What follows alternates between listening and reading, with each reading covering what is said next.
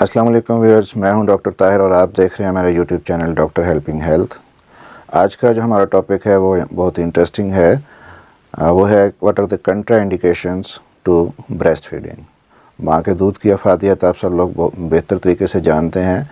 माएँ बच्चों को जो दूध पिलाती हैं उसके अंदर अल्लाह ताला ने मुकम्मल न्यूट्रिएंट्स रखे हैं और माँ के दूध का कोई नेमल बदल भी नहीं हो सकता।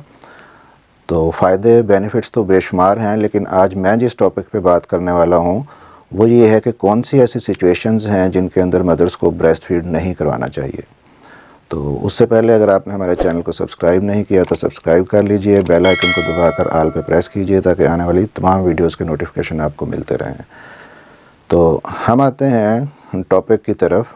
CDC की गाइडलाइंस के मुताबिक तो इन सिचुएशंस को समझने के लिए हम 3 कैटेगरीज़ में तकसीम करते हैं। सबसे पहले तो वो मदर्स हैं जो बच्चे को बिल्कुल भी ब्रेस्ट फीड नहीं करवा सकती, ना ही ब्रेस्ट फीडिंग के ज़रिए और ना ही एक्सप्रेस्ड मिल्क के ज़रिए। एक्सप्रेस्ड मिल्क से मुराद है कि आप डायरेक्टली बच्चे को ब्रेस्ट फीड ना करवाएं लेकिन दूध निकाल के बच्चे को पिला दें, इसे हम एक्सप्रेस्ड मिल्क कहते हैं। तो ऐसी कौन सी सिचुएशंस हैं कि जिनके अंदर ना तो आप ब्रेस्ट फीड करवा सकती हैं और ना ही दूध निकाल के बच्चे को दे सकती हैं। उसमें सबसे पहले है गैलेक्टोसीमिया। गैलेक्टोसीमिया एक तरह का मेटाबॉलिक डिसऑर्डर होता है जो इनबॉर्न बच्चे के अंदर हो सकता है और इससे मिलते जुलते कुछ और भी मेटाबॉलिक डिसऑर्डर्स हैं। फॉर एग्जांपल लैक्टोज इंटॉलरेंस है, फिनाइल कीटोन्यूरिया है, मैपल सिरप डिजीज़ है।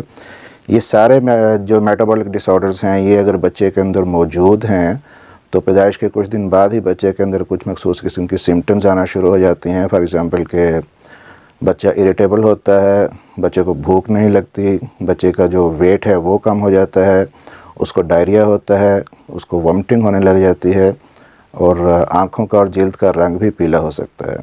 तो अगर इस किस्म की जो अलामात बच्चे के अंदर आ रही हैं तो आप अपने डॉक्टर से फ़ौरन कंसल्ट कीजिए ताकि इन मेटाबॉलिक डिसऑर्डर्स को इवेलुएट करवाया जा सके। और अगर ये मेटाबॉलिक डिसऑर्डर्स बच्चे के अंदर मौजूद हैं तो आप ब्रेस्ट फीडिंग बच्चे को बिल्कुल बंद करवा दें। अल्टरनेट के तौर पे आप फार्मूला मिल्क जो है सोया बेस्ड फार्मूला मिल्क वो बच्चे को दे सकती हैं। दूसरी जो कंट्राइंडिकेशन है वो है HIV इन्फेक्शन।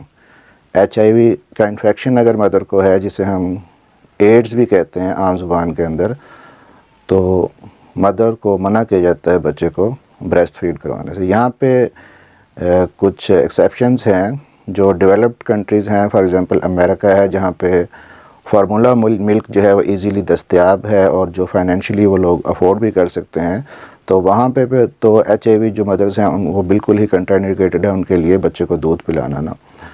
लेकिन जो अंडर डेवलप्ड कंट्रीज़ हैं जहाँ पे फार्मूला मिल्क अवेलेबल नहीं है या फाइनेंशियली आप उसको अफोर्ड नहीं कर पाते, तो वहाँ पे मदर्स को बताया जाता है कि बजाय इसके कि बच्चा मेल न्यूट्रिशन से बच्चे की डेथ हो जाए तो HIV पॉजिटिव जो माएँ हैं वो बच्चे को दूध वहाँ पे पिला सकती हैं। इसके बाद तीसरी एक कंडीशन है HTLV टाइप 1 टाइप 2। HTLV जो है human T self lymphotropic virus होता है। ये एक तरह का कैंसर हो सकता है। ये अगर मदर के अंदर है तो भी मदर को बच्चे को ब्रेस्ट फीड नहीं करवाना चाहिए। फिर अगर माँ कुछ इलिसिट स्ट्रीट ड्रग्स यूज़ कर रही है जैसे कि PCP है, कोकेन है या हीरोइन है, तो इस तरह की ड्रग्स अगर आप यूज़ कर रही हैं तो भी बच्चे को ब्रेस्ट फीड नहीं करवाना चाहिए। यहाँ पे भी एक एक्सेप्शन है कि अगर मदर जो है वो ड्रग अब्यूज़र है लेकिन उसका ट्रीटमेंट चल रहा है डॉक्टर से और डॉक्टर्स उसको इन ड्रग्स की कुछ मेंटेनेंस डोज दे रहे हैं, तो उस सूरत में जो मदर है वो बच्चे को अपना दूध पिला सकती है, लेकिन शर्त ये है कि वो HIV नेगेटिव हो। फिर है कि एक इबोला वायरस होता है। अगर इबोला वायरस का इन्फेक्शन मदर के अंदर है या सस्पेक्टेड है या कंफर्म है तब भी मदर को ब्रेस्ट फीड नहीं करवाना चाहिए। फिर अगर आपकी रेडियोथेरेपी हो रही है या आपकी कीमोथेरेपी हो रही है तो इस सूरत में भी ब्रेस्ट फीडिंग कंट्राइंडिकेटेड है, आप बच्चे को ब्रेस्ट फीडिंग नहीं करवा सकते। तो उसके बाद आते हैं सेकंड कैटेगरी की तरफ। सेकंड कैटेगरी के अंदर वो मदर्स हैं जो टेम्परेरीली बच्चे को ब्रेस्ट फीड नहीं करवा सकती और ना ही बच्चे को दूध निकाल के पिला सकती हैं। ऐसी कौन कौन सी सिचुएशंस हैं? सबसे पहले तो उसके अंदर है एक ब्रूसिलोसिस का इन्फेक्शन होता है, एक तरह का ये बैक्टीरिया है जो इन्फेक्टेड एनिमल से या एनिमल प्रोडक्ट से मदर को इन्फेक्शन हो सकता है। तो इस सूरत में माँ को बच्चे को दूध नहीं पिलाना चाहिए जब तक वो रिकवर नहीं हो जाती। और दूसरा जो है वो है कि अगर मदर कुछ ड्रग्स इस्तेमाल कर रही हैं, कुछ अद्वियात कुछ इस्तेमाल कर रही हैं किसी भी ट्रीटमेंट के लिए, तो उस दौरान भी बच्चे को दूध नहीं पिलाना चाहिए। फिर अगर कोई रेडियो एक्टिव अद्वियात इस्तेमाल की जा रही हैं, आपका कोई तशख़ीस आपकी हो रही है किसी मर्ज़ की और आपके स्कैन हो रहे हैं, एक्सरे किए जा रहे हैं आपको रेडियो एक्टिव एजेंट दे के, तो उस दौरान में भी आप बच्चे को अपना ब्रेस्ट फीड ना करवाएं। फिर एक वायरल इन्फेक्शन होता है जिसे हम कहते हैं हर्पिस सिम्प्लेक्स वायरस। ये मोस्टली स्किन को इन्फेक्ट करता है। अगर हर्पिस सिम्प्लेक्स वायरस की जो लीजन्स हैं वो बनी हुई हैं ब्रेस्ट के ऊपर, तो जब तक वो हील नहीं हो जाती मदर को मना किया जाता है कि वो बच्चे को ब्रेस्ट फीड ना करवाएं। अब तीसरी कैटेगरी हम डिस्कस करते हैं, उसके अंदर वो मदर्स हैं जो बच्चे को टेम्परेरीली ब्रेस्ट फीड नहीं करवा सकती लेकिन वो बच्चे को दूध निकाल के पिला सकती हैं।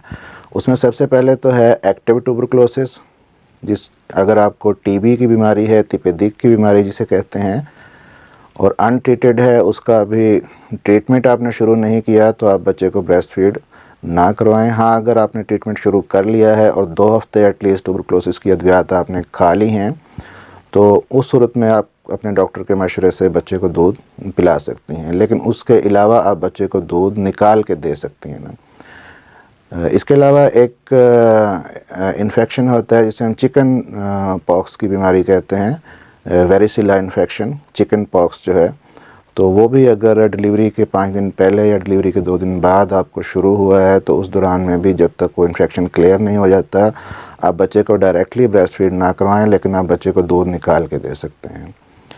अब आते हैं ड्रग्स की तरफ कि कौन सी ऐसी ड्रग्स हैं जो ब्रेस्ट फीडिंग के अंदर कंट्राइंडिकेटेड हैं। उनमें काफ़ी सारी अद्वियात हैं, मैं चंद एक का जिक्र करता हूँ। सबसे पहले तो एमियोडारोन है। एमियोडारोन एक दवाई है जो कि हार्ट पेशेंट्स को दी जाती है जिनकी दिल की धड़कन जो है वो बेतरतीब होती है, लेकिन ये बच्चे के अंदर थायराइड के प्रॉब्लम कर सकती है।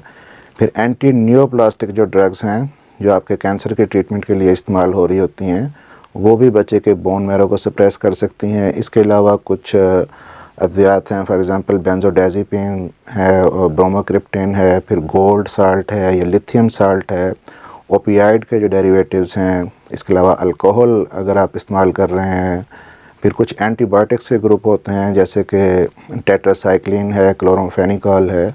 तो ये सारी अद्वियात जो हैं ब्रेस्ट फीडिंग के दौरान कंट्राइंडिकेटेड होती हैं। तो अब अगर आप ब्रेस्ट फीडिंग के दौरान कुछ अद्वियात लाजमी इस्तेमाल कर रही हैं, तो उसके लिए भी कुछ टिप्स हैं कि आप अपनी सुबह की और शाम की जो मेडिसिन की डोज़ है वो बच्चे को ब्रेस्ट फीड करवाने से बिल्कुल पहले आप ना लें। और दूसरा, अगर आपका जो बेबी है वो प्री मैच्योर है, तो उस सूरत में तो आप हत्तुल इम्कान कोशिश करें कि आप अद्वियात कम से कम इस्तेमाल करें, क्योंकि जो प्री मैच्योर बेबी है उसके अंदर इन अद्वियात को मेटाबोलाइज करने की सलाहियत आम बच्चों की निस्बत काफ़ी कम होती है। फिर जो लोएस्ट पॉसिबल डोज़ है इन मेडिसिन्स की आप वो लें। तो आम जो घरेलू ख़वातीन होती हैं उनको जो साल्ट मैंने ऊपर डिस्कस किए हैं उनको नहीं पता होता कि वो कौन सी मेडिसिन के अंदर कौन सा साल्ट खा रही हैं। तो उसका जो एक सिंपल और आसान तरीका ये है कि अगर आप कोई सी भी मेडिसिन खा रही हैं जिनके अंदर एंटी एंग्जाइटी है, एंटी डिप्रेसेंट है, एंटी थायराइड है, या आपकी कोई कीमोथेरेपी हो रही है, या आप कोई एंटीबायोटिक ले रही हैं, तो आप कोई सी भी मेडिसिन खा रही हैं, तो आप अपने डॉक्टर से एक दफ़ा कंसल्ट लाजमी कीजिए। अपने डॉक्टर को बताइए कि मैं बच्चे को ब्रेस्ट फीड करवा रही हूँ, तो इन अद्वियात में से कोई ऐसी दवाई तो नहीं है जो बच्चे के लिए नुकसानदेह है, उसके लिए हार्मफुल है, और अगर है तो उसका अल्टरनेट ऑप्शन क्या हो सकता है। तो उम्मीद है कि इन्फॉर्मेशन हेल्पफुल रही होगी। आप हमारे चैनल को सब्सक्राइब कर सकते हैं। वीडियो अच्छी लगी हो तो लाइक कीजिएगा, शेयर कीजिएगा और अपना ख्याल रखिएगा।